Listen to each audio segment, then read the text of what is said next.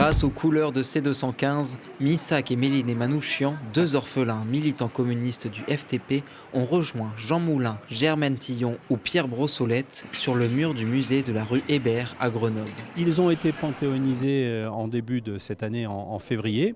Et donc tout naturellement, eh bien, nous avons souhaité nous inscrire dans la démarche et les rajouter à cette fresque pour que maintenant eh bien, nous puissions honorer bien évidemment tous ces combattants étrangers, arméniens, qui se sont battus pour la France, honorer aussi les FTP et honorer aussi la mémoire des résistants communistes. Ce mur, en fait, ce n'est qu'une partie de la mémoire de la chose. C'est pas, ce mur, il relève de la question mémorielle nationale.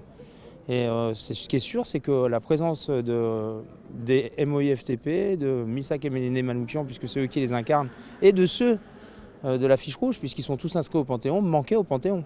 Ce mur-là, il n'est que le reflet d'une situation nationale. C'est important parce que la résistance arménienne, malheureusement, ce qui s'est passé, malheureusement, on parle au passé, ce qui s'est passé au Haut-Karabakh et en Artsakh, où actuellement 120 000 personnes ont été chassées de chez eux, qui sont partis en quelques heures. Ils ont tout laissé, ils ont laissé leurs morts, ils ont laissé leurs monuments, leur travail pour certains, enfin pour leurs usines pour certains, tous les monastères arméniens qui étaient là depuis près de 3000 ans.